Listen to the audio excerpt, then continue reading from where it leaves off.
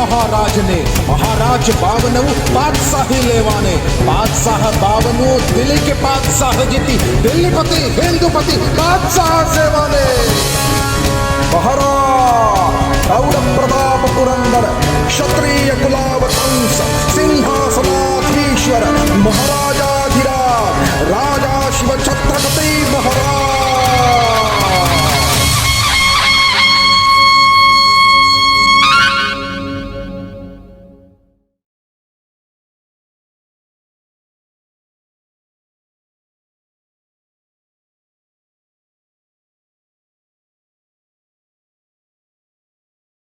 नमस्कार. भारतीय इतिहास संकलन समिती कोकण प्रांत यांच्या हिंदू पदपादशाही या यूट्यूबवरील मालिकेतील आजचा हा दुसरा भाग. छत्रपती शिवाजी महाराजांनी हिंदवी स्वराज्याची स्थापना केली या घटनेला तत्कालीन महाराष्ट्रातील संपूर्ण हिंदुस्थानातील कोणकोणत्या परिस्थिती जबाबदार झाल्या, अशी कोणती पार्श्वभूमी होती, त्या पार्श्वभूमीचा इतिहास आपण पहिल्यांदा जाणून घेतला पाहिजे. आणि त्यासाठीच आजच्या भागामध्ये आज आपण जाणून घेणार आहोत हिंदवी स्वराज्य संस्थापनेतलं प्रमुख असं कारण, ते म्हणजे इस्लामी राजसत्ता. अर्थात आजच्या भागाचं नाव आहे अस्मानी सुलतानी. आणि आपण एकंदरीतच महाराष्ट्राचं पारतंत्र्य कसं महाराष्ट्रात आलं याचा आपण थोडासा अभ्यास करणार आहोत, विषय जाणून घेणार आहोत. सामान्यतः मानवांच्या इतिहासामध्ये अचानक घडून गेलेल्या घटनांचा संबंध एका व्यक्तीशी, व्यक्तिसमूहाशी, समाजाशी, प्रांताशी किंवा मग तत्कालीन परिस्थितीशीच फक्त आपण जोडला जातो, तसं आपण पाहतो. पण आपल्याला त्या घटना जर नीट समजून घ्यायच्या असतील तर या साऱ्यांबरोबरच तिथली भौगोलिक परिस्थिती, तिथला भूगोल, सामाजिक स्थिती, राजकीय पार्श्वभूमी यांचाही सखोल अभ्यास हा करायला लागतो. एखादी घटना घडते त्यावेळेस अशा सर्व गोष्टी त्या एका घटनेसाठी कारणीभूत असतात. अर्थात हिंदवी स्वराज्य संस्थापन ही सुद्धा अशी एक मोठी घटना आहे. परंतु ती घटना घडली की नंतरच आपणाला त्याच्या मागचे सगळे दुवे दिसायला लागतात. म्हणजेच ती घटना घडेपर्यंत आपल्याला या परस्पर संबंधांचा बहुअंशी शोधच लागलेला नसतो. आणि म्हणून असा शोध घेणाऱ्या अनेक इतिहासकारांचे त्यांच्या त्यांच्या दृष्टिकोनातून एकाच घटनेचे वेगवेगळे भाष्य हे समोर येते. छत्रपती शिवाजी महाराजांच्या हिंदू राज्य संस्थापनेच्या मागे सुद्धा अशीच अनेक कारणं आहेत. अनेक इतिहास अभ्यासकांनी वेगवेगळ्या प्रकारे त्याचा अभ्यास केलेला आहे. हिंदू पदपादशाही म्हणजे मराठी साम्राज्याचा इतिहास. पण त्याचा अभ्यास करताना तत्कालीन सर्व ऐतिहासिक साधनांबरोबरच अशा सगळ्याच इतिहास अभ्यासकांनी वेगवेगळ्या ग्रंथांमध्ये मांडलेल्या विविध गोष्टींचा, त्यांच्या मतांचा सुद्धा विचार हा आपल्याला एकंदरीत साकल्याने करायला हवा. शिवरायांनी हिंदवी स्वराज्य स्थापले या घटनेची कारण मीमांसा करण्यासाठी किंवा त्याची पार्श्वभूमी शोधण्यासाठी आपल्याला महाराष्ट्राच्या किंवा भारताच्या इतिहासात कितीतरी मागं जावं लागेल. अर्थात ते किती मागं जायचं याच्यातही अनेक मतमतांतर असू शकते.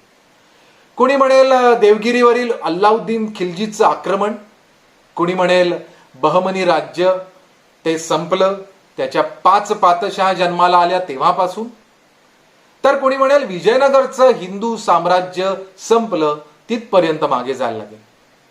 एक मात्र नक्की की महाराष्ट्राचा एकंदरीत भूगोल लक्षात आल्याशिवाय इतिहासाच्या या दालनात पाऊल टाकणं हे चुकीचं होईल. किंबहुना प्रांतिक भूगोलाचे, महाराष्ट्राच्या भूगोलाचे महत्वपूर्ण अस्तित्व इथल्या इतिहासाला कारणीभूत झाले. खर तर जगातल्या कुठल्याच इतिहासाला तिथला भूगोल हा कारणीभूत असतो. अर्थात आपण त्याचा विचार आधी करायला हवा.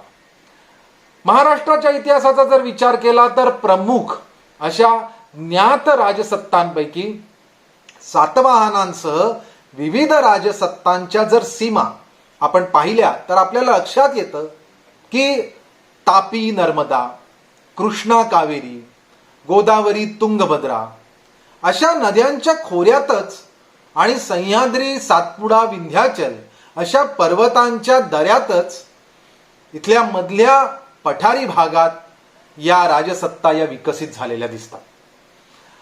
प्राचीन भारताच्या इतिहासातील सिंधू सरस्वती संस्कृती किंवा मग गंगा यमुना प्रदेशातील राज्य काय, रामायण महाभारतातील राजघराणी असतील, नंद मौर्य गुप्त असे कित्येक राजवंश असो, साऱ्याच सामाजिक राजकीय जडणघडणीत या नद्यांच्या खोऱ्यांचं आजूबाजूच्या पर्वतांचं असं मोठं स्थान दिसून येतं. विविध राजसत्तांनी साम्राज्य विस्तार केला तरी त्या त्या भौगोलिक सीमांमध्येच त्या राहिल्या किंवा अन्यत्र एकछत्री अंमल प्रस्थापित करण्यास त्या असमर्थ ठरल्या असंही दिसतं. धर्मसंप्रदायाचा प्रसार मात्र अशा भौगोलिक सीमांच्या पलीकडे गेलाय. खूप मोठी गोष्ट आहे. राजकारणाचा इतिहास किंवा राजसत्तेचा इतिहास हा भौगोलिक सीमा ओलांडताना फारसा दिसत नाही, पण धर्मसंप्रदायाचा प्रसार मात्र भौगोलिक सीमांच्या पलीकडे जातो. कारण धर्माचा आचार विचार मानवाच्या मनावर नीतिमत्तेवर परिणाम करत असतो आणि परिणामतः त्याच्या संस्कृतीवरही याचा मोठा असा परिणाम होत असतो. भारताच्या बाबतीत बोलायचं झालं तर प्राचीन कालखंडातील वैदिक, द्रविड, बौद्ध, जैन अशा असंख्य संप्रदायांच्या पंथांच्या एकमेकांच्या देवाणघेवाणातूनच सर्वसमावेशक अशा हिंदू संस्कृतीचा विचार इथल्या भूगोलाशी एकरूप झाला. म्हणून अनेक आक्रमकांपैकी शक, हुण, क्षत्रप असे कितीतरी आक्रमक भारताच्या बाहेरून आले, परंतु ते इथल्या हिंदू संस्कृतीचाच एक भाग म्हणून सामावले गेले. असं मुस्लिम किंवा त्यानंतर भारतात आलेल्या ख्रिस्ती धर्माच्या बाबतीत का घडलं नाही, हे समजून घेतलं तर आपल्याला लक्षात येतं की ख्रिस्ती धर्माच्या स्थापनेनंतर साधारणपणे 600 वर्षांनी मुस्लिम धर्म हा मध्य आशियामध्ये 7व्या शतकाच्या प्रारंभी जन्माला आला. अत्यंत कमी वेळात अल्पावधीत हा धर्म चहूबाजूच्या प्रदेशावर आक्रमण करीत पसरू लागला. आता यातील आक्रमण हे अतिशय महत्वाचं आहे, कारण अशा पद्धतीने आक्रमकाने धर्मप्रसार करणं हे जगाच्या इतिहासामध्ये विशेष घडत होतं. हिंदुस्थानाच्याच बाबतीत आपण पाहिलं तर आपल्याला लक्षात येतं की इसवी सन 712 मध्ये सिंध प्रांतातील दाहिर या हिंदू राजाचा महम्मद बिन कासिम याने पराभव केला आणि सिंध प्रांत हा दमास्कसच्या खलिफाला मिळवून दिला. त्यानंतर अनेक आक्रमणे झाली, पण उत्तर भारतातील पाल आणि प्रतिहार या राज्यकर्त्यांनी सुमारे 300 वर्ष मुस्लिम आक्रमकांना भारताच्या सीमेवरच अर्थात सिंध प्रांतापर्यंतच रोखून धरलं. 8व्या-9व्या शतकात काही अरब मुस्लिम पश्चिम किनारपट्टीत येऊन स्थिरावले, पण प्रामुख्याने व्यापारी उद्देश असल्यामुळे प्रांतिक राजकारणात, धर्मकारणात त्यांचा विशेष असा उपद्रव झाला नाही. काही छोट्या छोट्या भूभागाचे नायकही झाले, ते नाही असं नाही, आरमार बंदराचे प्रमुखही झाले, पण दक्षिणेत ह्या मुस्लिमांबरोबर स्थानिक लोकांचा धार्मिक संघर्ष झाला, तो विशिष्ट पद्धतीने झाला किंवा फार मोठा झाला असं आपल्याला फारसं आढळत नाही. 11व्या शतकात गझनीच्या सुलतानाने उत्तरेकडून मुसंडी मारत सिंध प्रांताच्या पलीकडे पंजाब प्रांत मिळवला. त्यानंतर वायव्येकडून महम्मद घोरीने 1191ला प्रचंड मोठं असं आक्रमण केलं. हे आक्रमण प्रामुख्याने लुटीसाठी असलं तरी सुद्धा अजमेरचा राजा, राजपूत राजा पृथ्वीराज चव्हाण याने अत्यंत पराक्रम दाखवत तारेन येथे रणमैदानावरती त्याने घोरीचा पराभव केला. त्याला परत जायला भाग पाडलं. घोरी परत गेला, पण पुढच्याच वर्षी अत्यंत सुसज्ज अशी सेना घेऊन त्याने पुन्हा एकदा पृथ्वीराज चव्हाणावर आक्रमण केलं. महम्मद घोरीने उत्तर हिंदुस्थानाचा भरपूर भूभाग काबीज केला. मायदेशी परतताना त्याने कुतुबुद्दीन ऐबक या आपल्या गुलामाकडे उत्तर हिंदुस्थानाचा कारभार दिला. अर्थात मायदेशी परत गेल्यानंतर इस्लामी आक्रमकांच्या परंपरानुसार सत्तेच्या समीकरणामध्ये 1206 मध्ये महम्मद घोरीचाही खून झाला आणि कुतुबुद्दीन ऐबक हा दिल्लीचा पहिला मुस्लिम सुलतान झाला. असं आपल्याला म्हणायला हरकत नाही की कुतुबुद्दीन ऐबकाच्या पावलाने इस्लामी सत्तेने हिंदुस्थानच्या सिंहासनावर आपले वर्चस्व प्रस्थापित केले. हिंदुस्थानाच्या इतिहासामध्ये एखादा गुलाम हा सत्ताधीश झाला ही सुद्धा घटना पहिल्यांदा घडली होती आणि त्याद्वारे हिंदुस्थानची प्रजाही गुलाम होण्यास सुरुवात झाली. धर्मप्रसार, लूट, सार्वंकुश सत्ता ही 3 प्रमुख ध्येय होती मुस्लिम राज्यकर्त्यांची आणि ह्याच ध्येयाने आलेल्या मुस्लिम आक्रमकांनी सत्तेसाठी जो रक्तरंजित आणि नीती शून्य इतिहास लिहिला तो हिंदुस्थानच्या इतिहासात यापूर्वी कधीच घडला नव्हता. सत्तेसाठी संघर्ष झाले नाहीत असं नाही, सत्तेसाठी संघर्ष सुद्धा इथे घडले, पण तेथे राजनीती साधण्याचे प्रमाण, राजकारण हे अधिक होतं, लोककल्याणही होतं, पण रक्तरंजित परंपरा जन्माला आली नव्हती. कुतुबुद्दीन ऐबकानंतर अल्तमश, रझिया, बलबन, खिलजी अशा सर्व सुलतानांनी हिंदुस्थानावरती सत्ता भोगल्या, पण ते इथल्या लोकांचे मात्र होऊ शकले नाही. प्राचीन कालखंडापासून मध्ययुगापर्यंत हिंदुस्थानात आलेले असंख्य आक्रमक हे हिंदू संस्कृतीचा भागही झाले, पण मुस्लिम आक्रमक मात्र हिंदू संस्कृतीशी एकरूप होऊ शकले नाही. आणि याचं प्रमुख कारण म्हणजे त्यांची धर्मांधता आणि त्यासाठी त्यांनी अवलंबिलेले अमानवी क्रौर्य. अर्थात हिंदू संस्कृतीची सर्वसमावेशक संस्कृती आणि येथील राजसत्तांमधील एकीचा अभाव ही सुद्धा बऱ्याच अंशी कारणीभूत ठरली. 13व्या शतकात खिलजीची पावलं ही दक्षिण भारताकडे वळली आणि देवगिरीचे यादव, वारंगळचे काकतीय, मदुराईचे पंड्या, द्वार समुद्राचे होयसाळ अशा साऱ्याच एका मागोमाग हिंदू सत्ता या खिलजीच्या भक्षस्थानी पडल्या. आपापसातील चढाओढीत उत्तरेतील मुस्लिम आक्रमकांविरुद्ध सावधान असण्याचे, त्यांच्या विरुद्ध आपापसातील संघर्ष विसरून एकत्रित लढा देण्याचे शहाणपणही यांना सुचले नाही आणि दक्षिण भारत सुद्धा मुस्लिम सत्ताधीशांच्या अधिपत्याखाली गेला.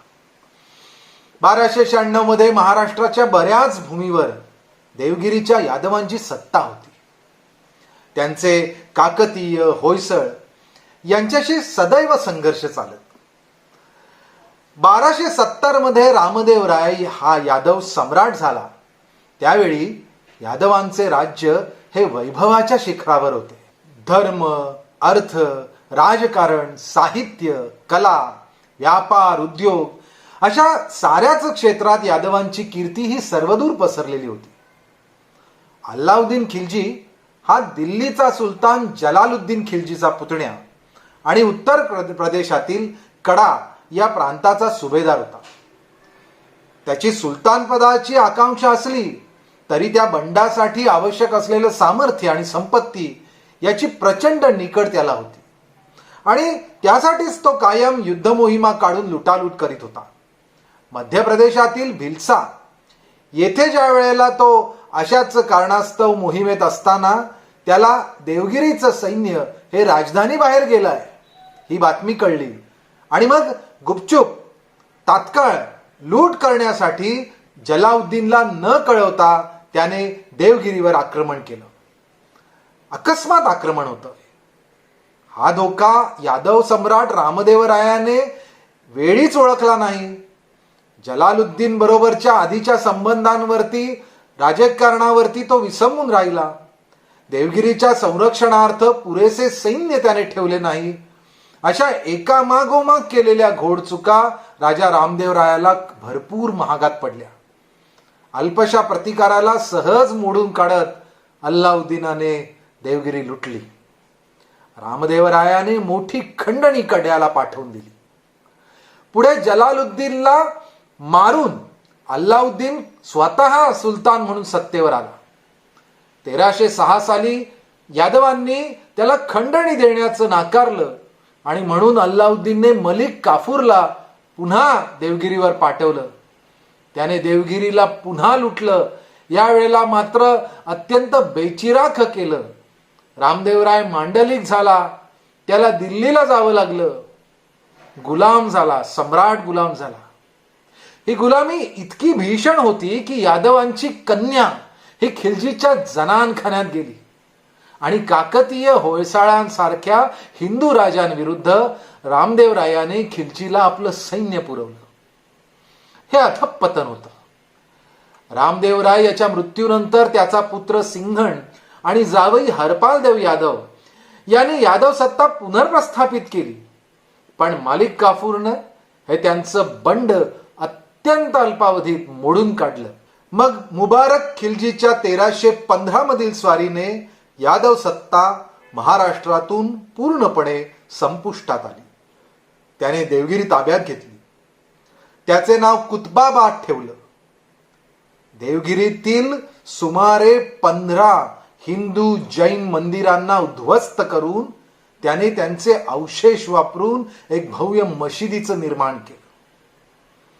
त्याचे शिलालेख आणि अवशेष आजही तिथल्या भारत माता मंदिरात पाहता येतात.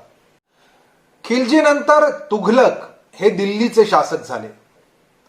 त्यांच्याच कालखंडात तुंगभद्रेच्या काठी मदुराईला हरिहर आणि बुक्क या 2 भावांनी 1336 साली विजयनगरचं हिंदू साम्राज्य स्थापन केलं.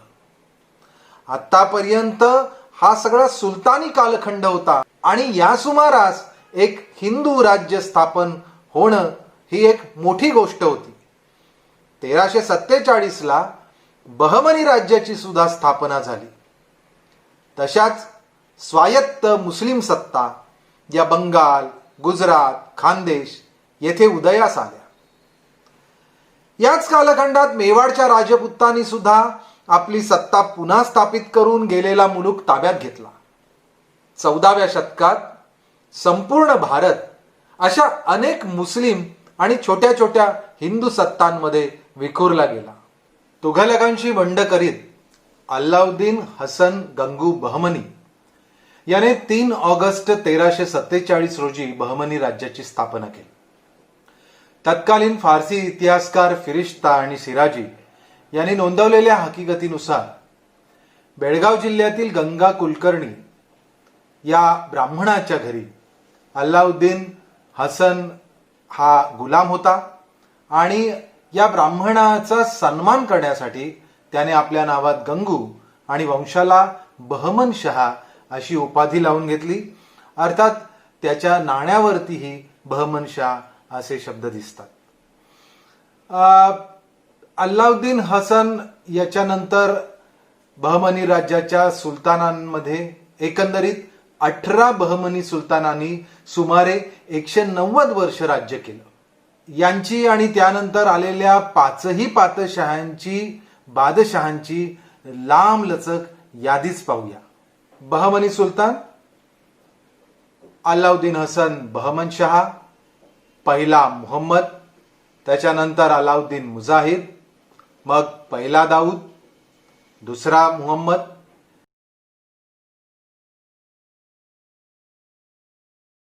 त्यानंतर घियासुद्दीन तहमतान, दुसरा शमसुद्दीन दाऊद, त्यानंतर ताजुद्दीन फिरोज, पहिला शिहाबुद्दीन अहमद, दुसरा अलाउद्दीन अहमद, तिसरा अलाउद्दीन हुमायून शहा, तिसरा निजामुद्दीन अहमद, तिसरा शमसुद्दीन मोहम्मद, शिहाबुद्दीन मोहम्मद, त्यानंतर चौथा अहमद, चौथा अलाउद्दीन शहा, वलीउल्लाह आणि कलीउल्लाह असे 18 सुलतान.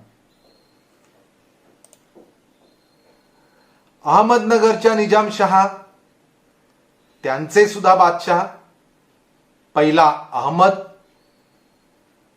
पहिला बुरहान, त्यानंतर पहिला हुसेन, पहिला मुर्तुजा, मग दुसरा हुसेन, त्यानंतर इस्माईल, मग दुसरा बुरहान, इब्राहिम, त्यानंतर बहादूर, मग मध्यंतरी तोतया, दुसरा अहमद, त्यानंतर मुर्तुजा आणि शेवटचा हुसेन.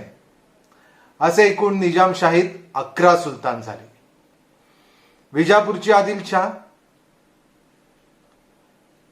पहिला आदिलशाह युसुफ, त्यानंतर इस्माईल, मग मल्लू, मग पहिला इब्राहिम आदिलशाह, दुसरा इब्राहिम आदिलशाह, त्यानंतर मुहम्मद, मग दुसरा अली आदिलशाह आणि शेवटी सिकंदर आदिलशाह. असे एकूण 9 आदिलशाह. खानदेशचे फारुकी सुलतान, त्यांचे राज्यकाल पाहूया. पहिला राजा अहमद किंवा मलिक राजा, त्यानंतर नसीर खान, मग आदिल खान, मुबारक खान चौकंदा, त्यानंतर दुसरा आदिल खान, दाऊद खान, गझनी खान, त्यानंतर हसन खान, खान जहान, आलम खान, तिसरा आदिल खान, मग मिरान मुहम्मद शाह, अहमद शाह, दुसरा मुबारक शाह, त्यानंतर दुसरा मुहम्मद शाह, हुसेन शाह, चौथा आदिल खान आणि बहादूर शाह. असे जवळजवळ 18 सुलतान फारुकी खानदानात झाले. वराडची इमादशाही पाहूया. पहिला फतहुल्ला, दुसरा अलाउद्दीन, तिसरा दर्या अलाउद्दीनचा मुलगा, मग बुरहान आणि तुफाल खान. असे साधारण 5 पातशाह हे इमादशाहीत झाले. बिदरची बरीच शाही पाहूया. अमीर कासिम, त्यानंतर अमीर अली, पहिला अली, मग पहिल्या अलीचा मुलगा इब्राहिम, मग दुसरा कासिम, अमीर, त्यानंतर मिर्झा अली आणि शेवटी 8वा दुसरा अली. अर्थात गोवळकोंड्याचे कुतुबशहा यांची यादी पाहूया. सुलतान कुली, जमशीद यार कुली, सुभान कुली, इब्राहिम कुली कुतुबशाह, मग मुहम्मद कुली, मग मुहम्मद कुतुबशाह, अब्दुल्ला कुतुबशाह आणि नंतर अब्दुल हसन.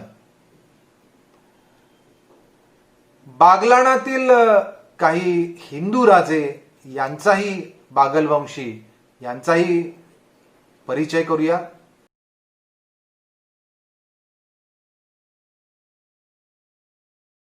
1530 साली बागलाणात राज्य करणारा भैरव, त्यानंतर जयदर्ण, त्याच्यानंतर वीरसेन किंवा विरमशाह, मग नेमदेव, विरमशाह, मग नारायण हा विरमशाह,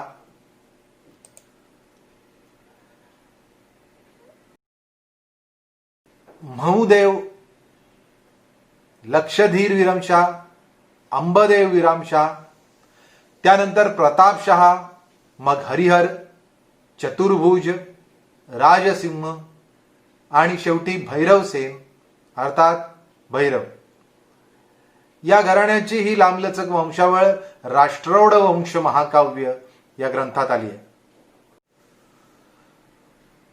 साधारण बहमणी, निजामशाही, आदिलशाही, फारुकी, इमादशाही, बरीदशाही, कुतुबशाही यांच्या विविध राज्यकालांचा जर विचार केला तर आपल्याला लक्षात येतं की बहमनी राज्य 1347 ते 1538 191 वर्ष नांदलं आणि त्यात 18 सुलतान झाले.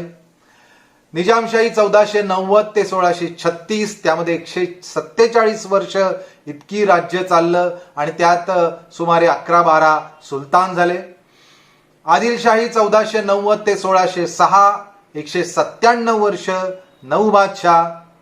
फारुकी सुलतान 1382 ते 1601, 220 वर्ष आणि जवळजवळ 18 सुलतान.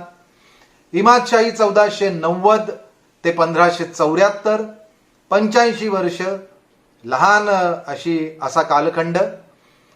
सुलतान संख्या 5. बरीदशाही 1487 ते 1619, जवळजवळ 133 वर्ष इतका मोठा कालखंड आणि 8 सुलतान हे बरीदशाहीत झाले. कुतुबशाही 1512 ते 1687, अर्थात 176 वर्ष इतका मोठा कालखंड, पण 8 बादशहांनी कुतुबशहांनी राज्य केलं. आपल्याला साधारण कळतं की सरासरी 20 वर्ष एखाद्या सुलतानाची जास्तीत जास्त येतात. 1525 मध्ये काबूलचा सुलतान तैमूर वंशीय बाबर याने पानिपतच्या लढ्यात इब्राहिम लोदी याचा पराभव केला आणि दिल्लीला मुघल सत्तेची स्थापना केली. त्यानेच राजपुताना राणासंघाकडून हिसकावून घेतला. 1530 मध्ये त्याच्या मृत्यूनंतर हुमायूँ बादशाह झाला. त्याला शेरशाह सुरी या बिहारच्या अफगाणाने 1540 मध्ये निष्कासित केलं.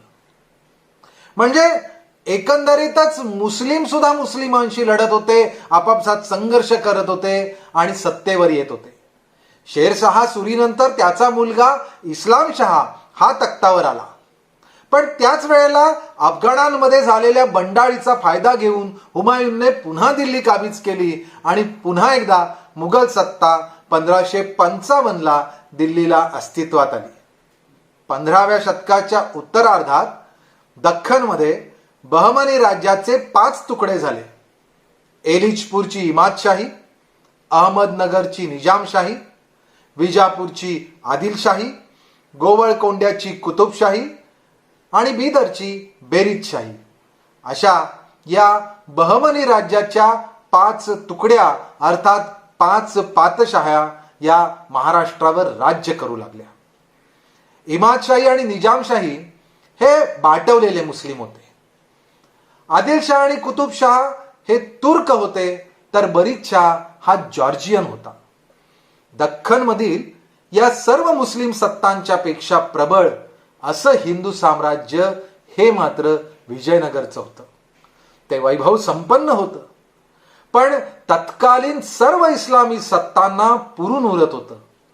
आणि म्हणूनच इमादशाह सोडून उरलेल्या 4ही पातशहांनी एकत्र येऊन विजयनगरच्या रामराजाला 1565 मध्ये तालिकोटच्या लढाईत पराभूत केलं आणि तिथूनच विजयनगरच्या ऱ्हासाला सुरुवात झाली.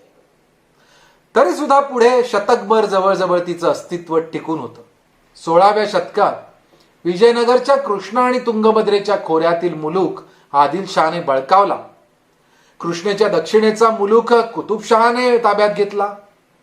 या इस्लामी सत्तांनी केवळ हिंदूंची सत्ता संपवली नाही, तर सत्तेच्या लालसेपायी ते परस्परांच्या विरोधातही उभे ठाकले.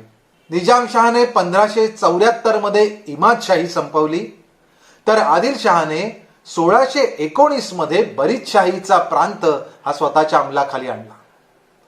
तालिकोटच्या लढाईत विजयनगरच्या पराभवाने दख्खनमधील हिंदू राज्याची सगळी समीकरणं बदलून टाकली.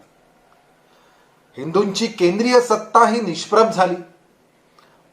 प्रादेशिक नायक स्वतंत्र संस्थानिकांसारखे वागू लागले आणि मग विजयनगरचे राज्य हे वेल्लोरच्या आसपास मर्यादित झाले.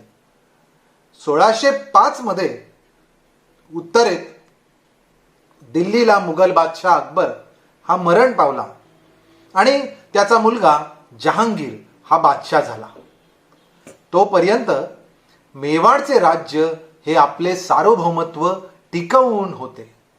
पण शेवटी राणा अमरसिंगाला मुघलांचे मांडलिकत्व पत्करावे लागले. 1627 मध्ये जहागीर मरण पावल्यावर त्याचा मुलगा शहाजहान तख्तावर आला. त्याने मुघल साम्राज्याला दक्षिणेपर्यंत वाढवण्यासाठी कंबर कसली. दक्षिणेत मात्र निजामशाहीचा पराक्रमी वजीर मलिक अंबर असेपर्यंत मुघलांचा शिरकाव हा दक्षिणेत होऊ शकला नाही. मलिक अंबर हा हफशी मुस्लिम वजीर असला तरी निजामशाहीचा सर्वेसर्वा होता. मुत्सुद्दी सेनानायक आणि उत्तम प्रशासक होता. मलिक अंबरने राबवलेली भूमापन पद्धती ही पुढे कित्येक कालखंड अगदी शिवकाळातही महाराष्ट्रात कार्यरत राहिली होती. मलिक अंबरच्या मृत्यूनंतर शहाजहानने 1633 मध्ये दौलताबादवर आक्रमण केले आणि हुसेन निजामशहाला अटक केली. त्यावेळी शहाजीराजे भोसल्यांनी निजामशहाच्या लहान मुलाला तख्तावर बसवून संपूर्ण निजामशाहीच आपल्या हातात घेतली. वेगळ्या अर्थाने हिंदू पातशाहीची ही नांदी होती. आदिलशहा आणि कुतुबशहा या दोघांनी शहाजीला पाठिंबा दिला, परंतु कुतुबशाहीवर मोगलांनी आक्रमण करताच त्यांनी त्याचं मांडलिकत्व स्वीकारलं. आदिलशहाला मात्र ते मान्य नव्हतं आणि त्यामुळे आदिलशहाची मुघलांशी कुरकुर ही सतत चालू होती. परंतु शेवटी परस्परातील शांततेसाठी 1636 ला आदिलशाही आणि मुघल या दोघांमध्ये एक तह झाला आणि त्या तहाच्या अन्वये निजामशाहीवर आक्रमण करून ती संपवून संपूर्ण निजामशाहीचा मुलूक हा आपापसात वाटून घेण्याचं या दोन्ही शाह्यांनी ठरवलं. माहुली किल्ल्यावर छोट्या निजामशहाला घेऊन शहाजी राजांनी हा लढा चालू ठेवला, पण त्याला यश आलं नाही. शेवटी नाईलाजाने त्यांना निजामशहाला आदिलशहाकडे सोपवावं लागलं. अशा प्रकारे निजामशाही संपुष्टात आली. शहाजी राजांनी आदिलशहाकडे नोकरी पत्करली. शहाजी राजांची पुणे, इंदापूर, चाकण ही जहागीर त्यांच्याकडेच कायम राहिली. पण हे बंड केलं म्हणून भविष्यात कदाचित शहाजीराजे डोकेदुखी होतील म्हणून या दोन्ही शाह्यांनी त्यांची रवानगी ही कायमचीच बंगळूर प्रांतात केली. निजामशहाचा मुलूक हा मुघल आणि आदिलशहाने आपापसामध्ये वाटून घेतला. निजामशाही संपली. 5 पातशाह्यांपैकी इमादशाही, बेरीजशाही आणि आता निजामशाही 3 शाह्या संपल्या. आदिलशहा आणि कुतुबशहा या 2 शाह्या या महाराष्ट्रामध्ये राज्य करत होत्या आणि अर्थात दिल्लीचे मुघल. उत्तर हिंदुस्थानामध्ये मुसलमानांचं राज्य स्थापन झाल्यापासून ते अगदी औरंगजेबाच्या अखेरीपर्यंत मध्य आशिया, अफगाणिस्तान, तुर्कस्तान अशा प्रांतातून वायव्येकडून भारतामध्ये अनेक मुस्लिम सरदार, गरीब मंडळी सुद्धा नशीब आजमावायला आपापल्या कुटुंब काबिल्यांसह येतच राहिले. आफ्रिकेमधील जे मुस्लिम हे समुद्र मार्गाने आले ते खाली पश्चिम किनारपट्टीवर आले आणि त्यांचा मात्र दक्षिणेमध्येच वास्तव्य त्यांचं राहिलं. ते त्या भूमीशी एकरूप झाले आणि त्यामुळे त्यांना दक्षिण मुसलमान असं म्हणण्यात आलं. अर्थात या सगळ्या लोकांचा आपल्या मायदेशी परतण्याचा किंवा वारंवार जाण्याचा प्रश्न येत नव्हता आणि त्यामुळे यांनी इथली संस्कृती सुद्धा जोपासली. त्यामुळे दक्षिणी मुसलमान हा एक प्रकार जन्माला आला आणि त्याबरोबरच उत्तरी मुसलमान हा दुसरा प्रकार जन्माला आला. बहमनी सुलतानांच्या कारकिर्दीमध्ये या दक्षिणी आणि परकी म्हणजे उत्तरी मुस्लिमांमधील संघर्ष इतके टोकाला गेले की चाकण येथे दक्षिणी लोकांनी परकी मुस्लिमांची कत्तल केली. इतकंच नाही तर महमूद गवानासारखा एक अत्यंत मुत्सुद्दी कारभारी हा सुद्धा सुलतानांकडून केवळ या दक्षिणी आणि परकी या लोकांच्या विद्वेषामध्येच मारला गेला. मुसलमानी राज्यकर्त्यांच्या मध्ये धर्म, भाषा, संस्कृती, राजपद्धती या गोष्टी एतद्देशीय हिंदू तत्वज्ञानाच्या इतक्या विरोधात होत्या की या सगळ्याचा समन्वयच कुठे साधला गेलेला फारसा दिसत नाही. आणि त्यामुळे जरी एकेश्वराची पद्धत ही बहुजन समाज मानत असला आणि मुस्लिम सुद्धा एकेश्वरवादाचे असले तरी सुद्धा इथे सगुणवाद, निगुणवाद, इतकंच काय तर पाखंडी नास्तिक सुद्धा हे सगळे हिंदू धर्मियांमध्ये समाविष्ट होत होते. पण अर्थात मुस्लिम धर्मियांमध्ये स्वतःच्या धर्माखेरीज इतर कोणत्याही प्रकारचं धर्माचरण करणारा माणूस हा काफिर असा समजला गेल्यामुळे त्यांनी त्या सगळ्या काफिरांचा नाश करण्याची वृत्ती ही अवलंबली आणि त्यायोगे महत्वाच्या गोष्टी या हिंदुस्थानात या राज्यकर्त्यांकडून झाल्या. हा अत्याचार, अन्याय प्रचंड टोकाला गेला. सत्ता संघर्ष, परस्परांमधील संघर्ष ह्या गोष्टी जरी असल्या किंबहुना काही शासक हे आपापल्या स्वार्थासाठी वेगवेगळ्या प्रशासनाच्या गोष्टींमध्ये लक्षही घालत असले तरी सुद्धा प्रामुख्याने धर्मप्रसार आणि सत्ता संघर्ष हीच उद्दिष्ट समोर होती. जो प्रदेश आपापल्या ताब्यात आला त्या प्रदेशांची, त्या गावांची, नगरांची नावं बदलण्यात आली, ती नावं इस्लामी करण्यात आली, तिथली संस्कृतीची पाळंमुळं जावीत आणि त्यासाठी मोठ्या प्रमाणावरती मूर्त्यांचं वेगवेगळ्या धर्मातला म्हणजे हिंदू असेल, जैन असेल, बौद्ध असेल, असंख्य धर्मांची प्रार्थनास्थळं उद्ध्वस्त करण्यात आली, मठ समाधीस्थळं उद्ध्वस्त करण्यात आली, समाध्यांच्या जागी दर्गे बांधण्यात आले, मंदिरांच्या वास्तूंना भग्न करण्यात आलं, मूर्ती विध्वंस करण्यात आल्या, त्या मंदिरांच्या भूमीचं, तिथल्या मंदिराच्या अवशेषांमधून मशिदी निर्माण करण्यात आल्या. हिंदू धर्मीयांना काफिर ठरवून अनेकांना मारण्यात आलं, बाटवण्यात आलं, सक्तीचं धर्मांतर झालं. ज्या ठिकाणी शक्य होतं त्या ठिकाणी लोकांच्या मध्ये स्वार्थ निर्माण करण्यात आला आणि त्यानुसार सुद्धा धर्मांतर करण्यात आलं. त्याखेरीज हिंदुस्थानामध्ये हिंदुवानी असेल, जिझिया असेल, पूजा कर असेल, व्यापारी मालमत्ता कर असेल, असे असंख्य कर हे हिंदूंवर लादण्यात आले. त्यांच्यामधून सुद्धा हिंदूंचं मोठ्या प्रमाणावर शोषण एतद्देशीय इस्लामी राज्यकर्त्यांनी केलं. महम्मदी धर्म हा स्थापन झाल्यापासून त्याच्या धर्मतत्वांमध्ये साधारणपणे एक 150-200 वर्षातच अनेक पंथ हे उदयास आले आणि त्यापैकीच एक मोठा पंथ मुसलमानांचा उदयास आला आणि तो म्हणजे सुफी पंथ. अर्थात हा सुफी पंथ सुद्धा मूळ मुस्लिमांच्या अनेक तत्वज्ञानाला अनुसरून असाच राहिला. यांची धर्मप्रसाराची पद्धत ही वेगळी असली तरी सुद्धा हेही तितकेच कडवे आणि कट्टर होते. या सगळ्या सुफी पंथी यांनी सुद्धा हिंदुस्थानामध्ये वेगवेगळ्या सुलतानांच्या पदरी येऊन इथे त्यांनी धर्मप्रसाराचं कार्य केलं. या सुफी पंथातील चिश्ती, नक्षबंदी, सोहरावर्दी अशा अनेक उपपंथांनी प्रवेश केला. या सगळ्यांचे साधू हिंदुस्थानात आले, अनेक सुलतानांच्या पदरी राहिले. त्यांनी आपापल्या मठांमध्ये राहून, मदरशामध्ये राहून, दर्ग्यांमध्ये राहून इथे धर्मप्रसाराचं कट्टर कार्य सुरू केलं. त्याच्यासाठी यांनी सुद्धा स्थानिक लोकांना बराच त्रास दिला.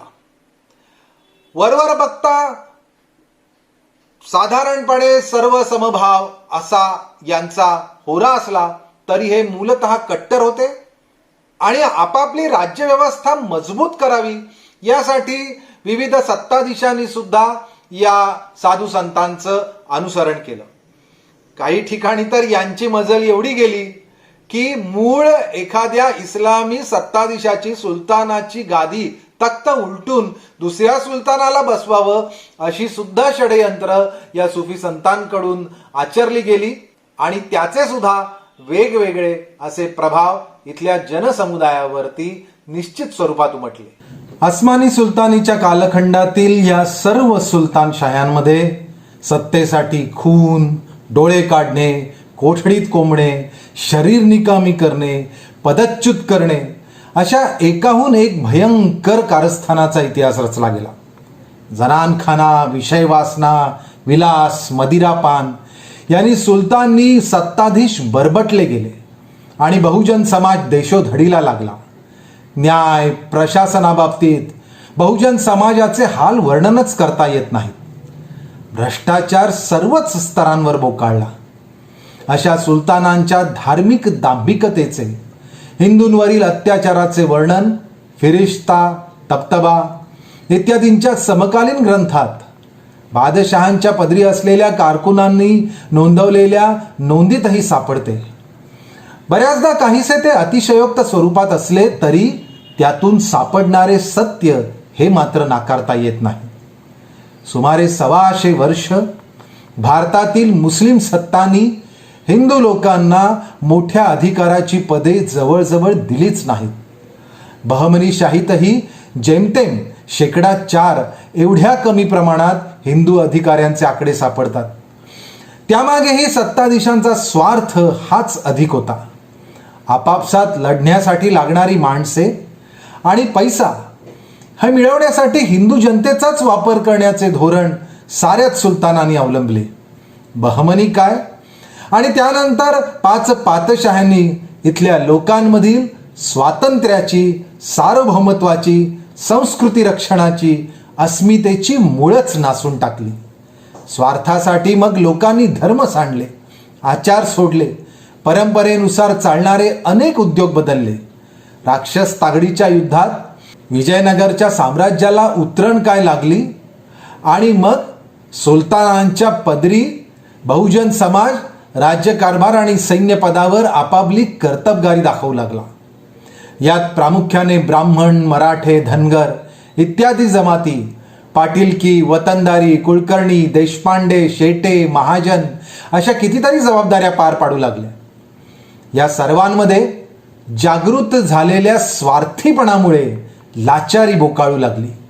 हे हिंदू सरदार, दरकदार सुलतानी शायांच्या भांडणात एकमेकांचे जीव घेऊ लागले.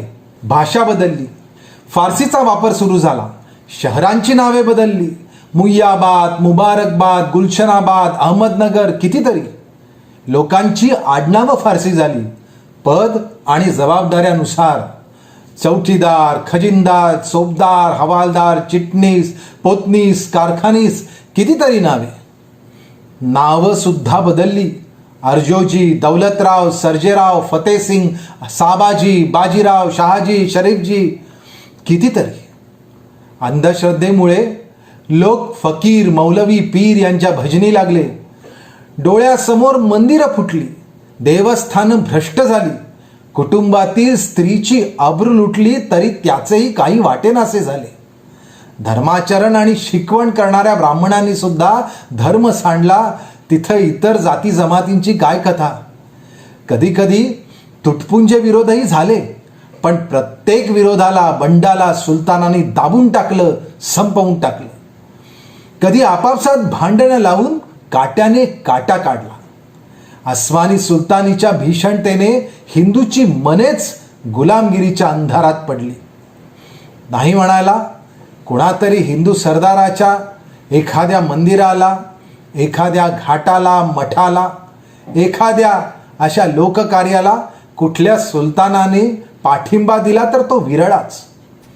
या पारतंत्र्याच्या काळरात्रीतही हिंदू धर्म बहुसंख्येने राहिला कसा. वर्णाश्रम, जाती इत्यादी बंधनांमध्ये कर्मठ असलेल्या या हिंदू समाजाला कोणत्या नीतिमत्तेने टिकवले, कोणत्या विचारवंतांनी, संतांनी समाज मनाची मशागत केली. शिवरायांच्या हिंदूपद पादशाहीला कोणत्या सामाजिक शिकवणीचा उपयोग झाला, हा सर्व इतिहास आपण पुढील भागात जाणून घेऊया. नमस्कार.